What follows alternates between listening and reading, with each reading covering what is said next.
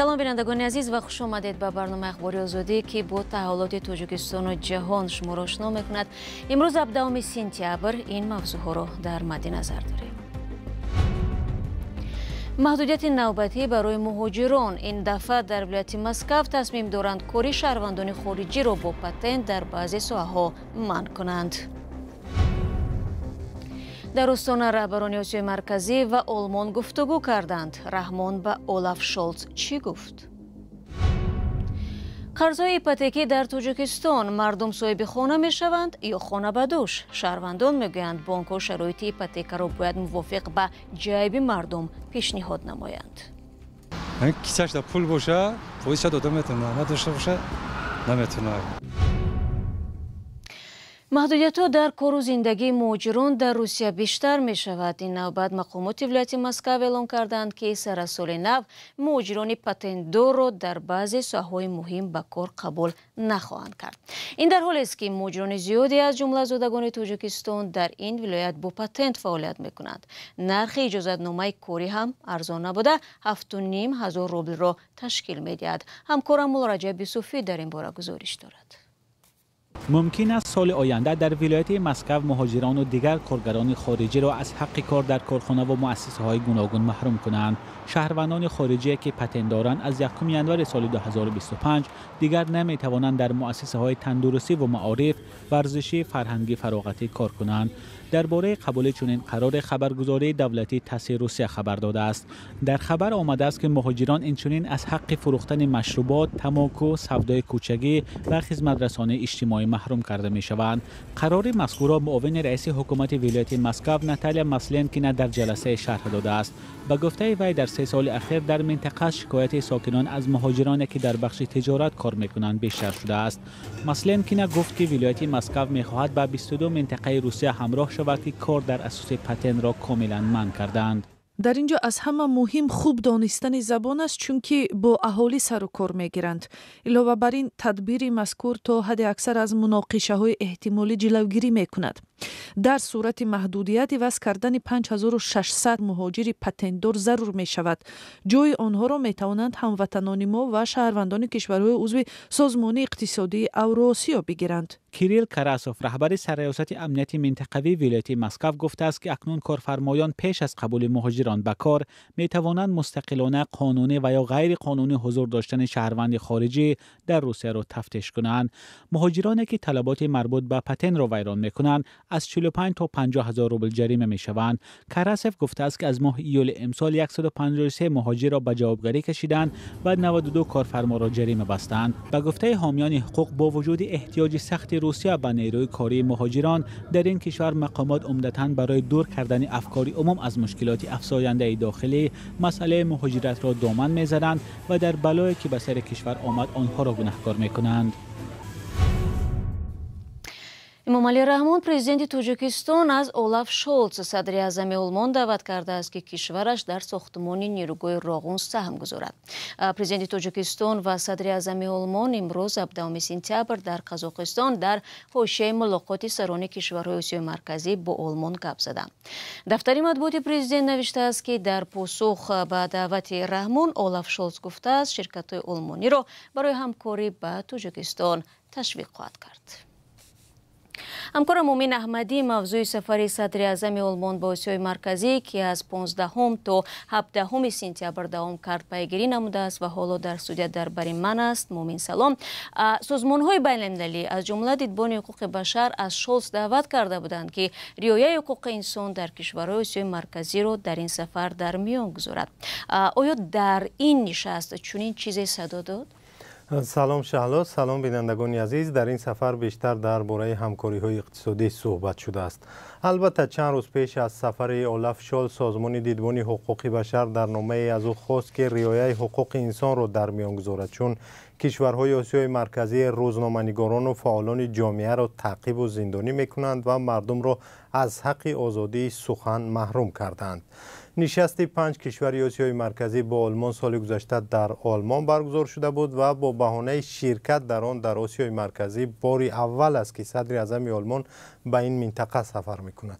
کارشناسان میگویند نشست در چنین قالب پس از حمله روسیه به اوکراین پیدا شد و بیشتر آلمان هدف‌های اقتصادی را در آسیای مرکزی پیگیری می‌کند.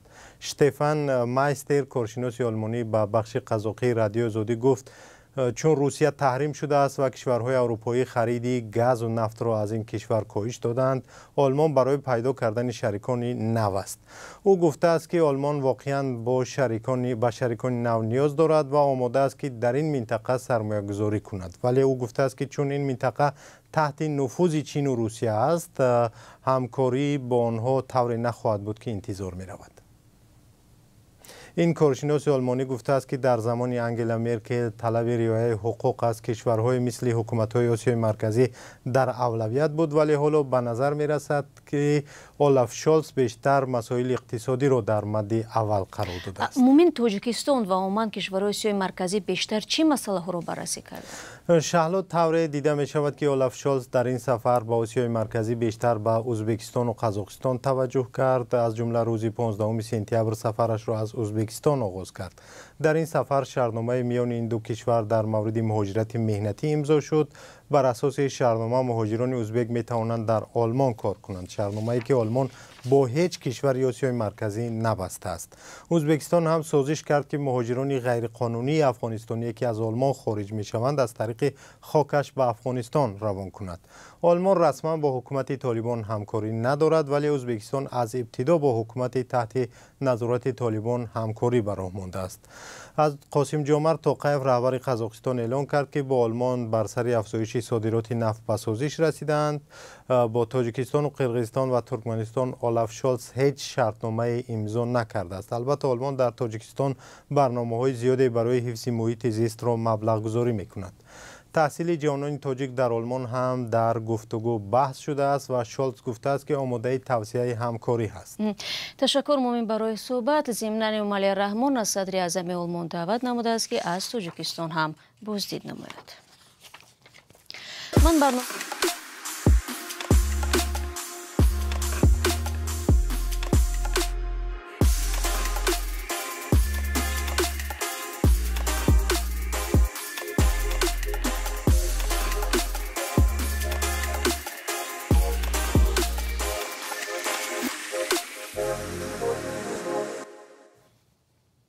شما برنامه اخباری رادیو آزادی را تماشا دارید. نیروهای روسیه به سوی پاکروفسک، یک مرکز مهم نقلیاتی در شرق اوکراین، پیش می روند. مقامات هزاران نفر از اهالی آسایشته را از این منطقه کوچ دادند، اما بعضی از ساکنان میرنوهرد که در چند کیلومتری شرق پاکروفسک جایگیر می باشد، عزم ماندن در این مکان را دارند. کامرسیاتو با تفصیلات بیشتر. تصویر از ویرانی‌ها در میرنوهرد در ولایت دنیتسک شرق اوکراین. نیروهای روسیه سیم برق را بریدند. راهی که میرنوهرد را با پاکروفسک می پیوست نیز خراب شده. روای آدمان محدود است. یاری‌های بشردوستانه دیگر انتقال نمی‌یابد. ما به بازار و به محصولات چگونه زندگی میکنیم؟ برای چاروایم از کجا خوراک خریم؟ بازار دیگر میسوزد. بعد از حمله های شدید محله آتش گرفت و ضررش به بازار و تاجران و ساکنان هم رسید. اینجا یک سوراخی بزرگی هست، وحشتناک، حتما بمب ترکیده است. در میرنوهرد قیود شبگردی یا ساعت کمندنتی جاری شده است. آدمان حق دارند که تنها 4 ساعت در میانه روز رواع کنند.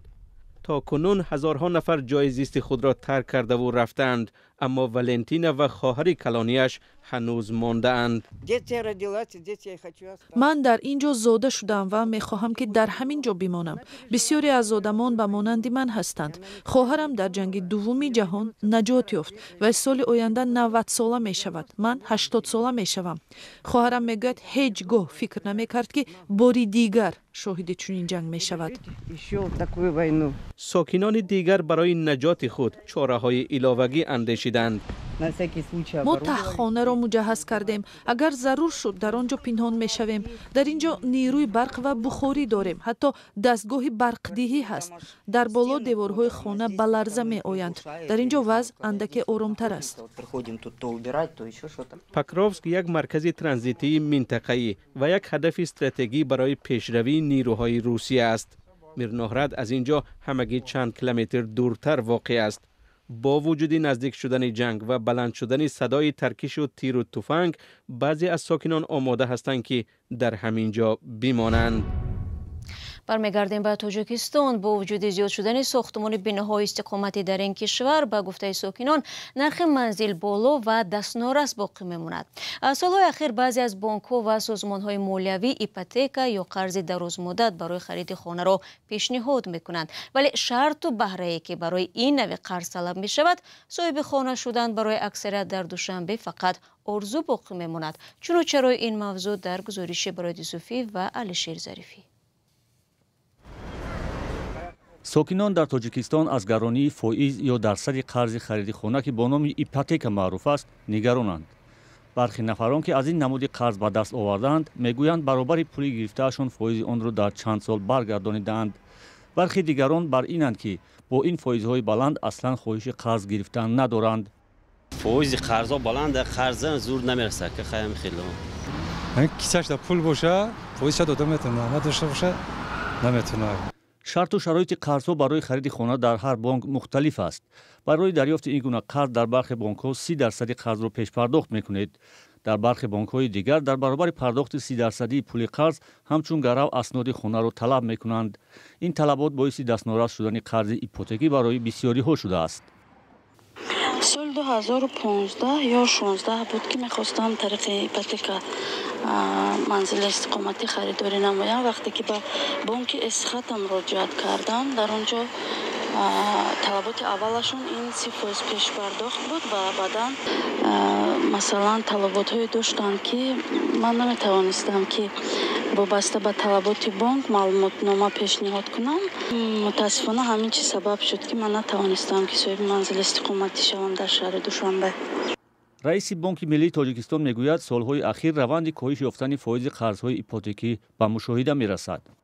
فایز قرض‌ها زیاد میشد اگر که فایز به طوری اگر که میانه گیریم در دایره 20% باشد، یک اریتمتیکای عادی در 5 سال 20% میشود یک برابر قرض. کارشناسان بر اینند که سبب گران بودن فایز قرض‌های ایپوتکی در تاجیکستان آن است که بانک‌های تاجیکستان به قرض‌های درازمدت دسترسی ندارند.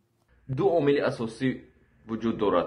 یکی اینکه بانک‌ها باید به قرض‌های درازمدت دسترسی داشته باشند، یعنی که قرض‌هایی که با مدت حداقل از 15 سال بالا، 15 20 25 تا 30 سال. ولی در کشورهای خارجی این گونه قرض‌ها رو مثلا شرکت‌های عظیم سقورتا، شرکت‌های خصوصی نفقه مثلا این گونه مبلغ‌ها رو دارند که با مهلت دراز مدت میتوانند به بانک‌ها بدهند و آنها به حیث ایپوتeka به مردم پیشنهاد کنند. در تاجیکستان این چیز نیست. غیر از این یک عامل اساسی دیگر این است که مردم آنهایی که قرض ایپوتکی میگیرند باید یک کاری ثابت با معاش ثابت باشند، ولی طور میدانیم درآمدی اکثریت خانواده‌ها در تاجیکستان از مهاجرت است. مهاجران متاسفانه درآمد ثابت ندارند، یک روز هست یک روز نیست. بنابراین در این گونه شرایط بانک‌ها با این ریسک کلان نمیتوانند برای مثلا مدت‌های 15 20 سال و 30 سال قرض بدهند و آن هم با فایزهای دسترس. ساکنان همیشه شکایت میکنند که نرخ منزل در تاجیکستان خصوصا در پایتخت کشور با توجه به درآمدی که دارند گران بوده قابلیت خرید خانه را ندارند. ایپوتeka یک امکان دریافت قرض و خرید منزل است، ولی در تاجیکستان سالهاست با دلیل گرانی درصد آن نه همه میتوانند به چنین نوع قرض دسترسی داشته باشند. پایین آوردن درصد قرض‌های ایپوتکی در گذشته بارها از زبان ساکنان عادی و برخی نمایندگان پارلمان تاجیکستان صدا داده است.